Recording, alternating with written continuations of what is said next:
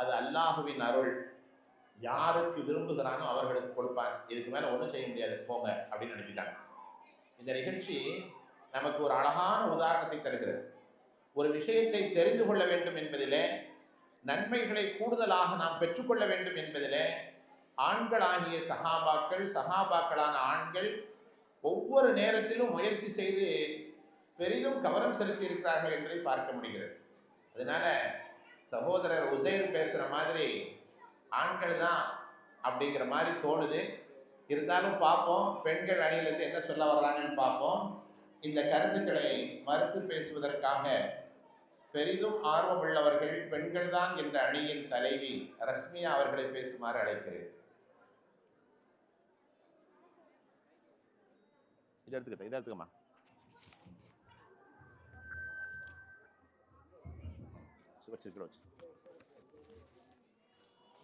பேச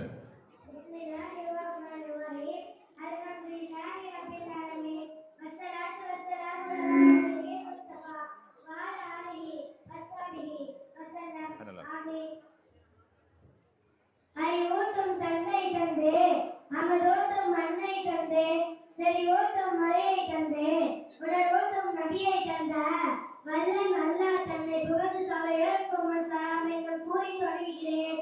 அஸ்ஸலாமு அலைக்கும் வரஹ்மத்துல்லாஹி வபரகாத்துஹு. வலைக்கும் ஸலாம் வரஹ்மத்துல்லாஹி வபரகாத்துஹு. இப்ப பேசிட்டு போறவங்களுக்கு பேரே தப்பா வச்சிருக்காங்க. உசைர் என்ற பேர் வச்சிருக்கு, வேற ஏதாவது பேர் வச்சிருக்கலாம். நடுவர்களே, ஆதம் அலைஹிஸ்ஸலாம் கல்வியில் ஆர்வமாக எல்லாம் நெடுவாயில் வந்தது என்று சொன்னார். வல்லமா ஆதமல் வஸ்மா குல்ஹா. ஆனால் அங்கு அல்லாஹ் கற்றுக் கொடுத்த மார்க்கங்களை பற்றி இல்லை. அந்த வசனத்தையும் வார்த்தையையும் உங்கள் முன் சொல்லி உங்களிடமே தெரிவிக்கிறேன். இறைவன் ஆதம் அலைஹிஸ்ஸலாம் அவர்களுக்கு அனைத்து பேர்களை கற்றுக் கொடுத்தார். இதில் யாவது மார்க்கங்கள் என்று வருதா? அப்புறம் ஒரு பழமொழி சொன்னார், பெண்புத்தி பின்புத்தி என்று ஒத்துகிறேன். ஆனால் பின்புத்தினா பின்போதனமாக பொருள் சொல்றது தப்புன்னு சொல்வேன். ஆண்களே, பின்புத்தினா பின்மாதிரி சாகா கூடாத என்று அர்த்தம். ஏன்னா உண்மையில் பெண்கள் மார்க்க கல்வியில் 2 இடங்களில் சாதனை செய்கிறார்கள் என்று விதவிதமானாட்டில் கூட பாருங்கள். அதிக முதல் பரிசை தட்டி செல்பவர்கள் கூட பெண்கள் தான். அதனால்தான் பெண்கள் பெயர்கள் பெரும்பாலும் பாத்திமா பாத்திமா என்று இருக்கு. பாத்திமா என்றால் என்ன அர்த்தம்? அறிவாளி பெண் என்று அர்த்தம். எந்த பெயருக்காவது அறிவாளி என்று பெயர் வச்சு பார்த்துருக்கீங்களா? எனக்கு முன் பேசிய தோழர் அங்குரா மாதிரி ஆண்கள் தான் கல்வி யாரு மிகவர்கள் என்று காட்ட முடியும் என்று சவால் விட்டு போனாங்க. நான் கேட்கிறேன், இவருக்கு இதே நம்பிக்கையாளர் நன்மை ஐஷா ரலியல்லாஹு அன்ஹா அவர்களை பற்றி தெரியாதா? நபி அவர்களின் செயல்களை ஒவ்வொன்றும் தவறானது என்று கண்காணித்து வந்தார்கள். எதற்காக? ஏன் அவர்கள் கல்வியாகத்தான் மட்டும்தான? இது மட்டுமா? மாதத்தின் சட்டத்தை பற்றி தெரிந்து கொள்ள வேண்டும் என நபிகள் பெருமானாரிடம் பெண்மணி எழுதினார்கள். அது பற்றிய மார்க்கத்தின் சட்டத்தை முழுமையான முறை தெரிந்து கொள்ளும் வரை கேள்வி கேட்டுக்கொண்டே இருந்தார்கள். அன்சாரி பெண்கள் பெண்கத்தின் சிறந்தவர்கள். ஏனென்றால் அவர்கள் வெட்கப்பட்டு கல்வி கற்காமல் இருந்ததில்லை. அந்த சலாமி பெண்கள் மட்டும் இன்று வெட்கப்பட்டு இருந்தால் இன்று நமக்கு மாதத்திற்கு சம்பந்தமான சட்டங்கள் தெரியாமலே போயிருக்கும் அல்லவா? இதில் அவர்கள் எந்த அளவுக்கு ஆர்வம் இருக்கிறது என்று கவனித்து பாருங்கள் அவர்களே. நபி ஸல்லல்லாஹு அலைஹி வஸல்லம் அவர்கள் மார்க்க கல்வி கற்பது என்றால் பெண்கள் ஒரு கை பார்த்து விடுவார்கள் என்று நபி ஸல்லல்லாஹு அலைஹி வஸல்லம் அவர்கள் பெண்களை பார்த்து சொல்லியிருக்காங்க. நீங்களும் அதை தீர்ப்பை எங்களுக்கும் சொல்லி தீர்ப்பாக வீர்கள் என்று முழு நம்பிக்கையோடு விடை பெறுகிறேன். அஸ்ஸலாமு அலைக்கும் வரஹ்மத்துல்லாஹி வபரகாத்துஹு. வலைக்கும் ஸலாம் வரஹ்மத்துல்லாஹி வபரகாத்துஹு.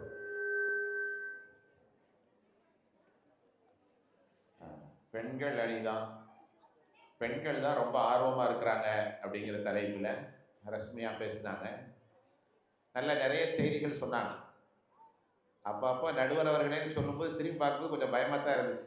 ஏதாவது கைக்கு தூக்கி தலையில் போட்டுறக்கூடாதுன்னு தப்புன்னு ஒரு திரும்பிட்டு அப்படியே எது எப்படியோ கரெக்டாக நடுவர் அவர்களேங்கிறத சொல்லிட்டாங்க. அல்ஹம்துலில்லாஹ்.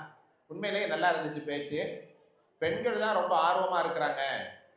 பெண்கள் சம்பந்தமான செய்திகளை எல்லாம் பெண்கள் நபிகளாட்ட வந்து கேட்டதுனால தானே இன்னைக்கு இந்த பெண் சமுதாயத்துக்கு ஏராளமான மசாயில்கள் கிடைத்தது அப்படிங்கிறத ரொம்ப அழகா எடுத்து சொன்னாங்க.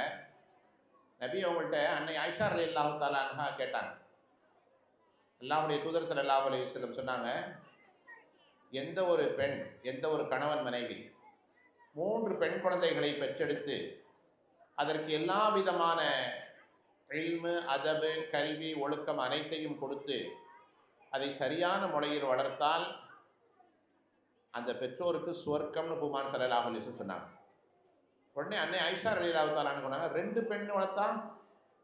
நபி அவங்க சொன்னாங்க 2 பெண்ணும் தான். ஆயிஷா அம்மா விடலை, திரும்ப கேட்டாங்க, ஒரு பெண் குழந்தையை பெற்றெடுத்து வளர்த்தா?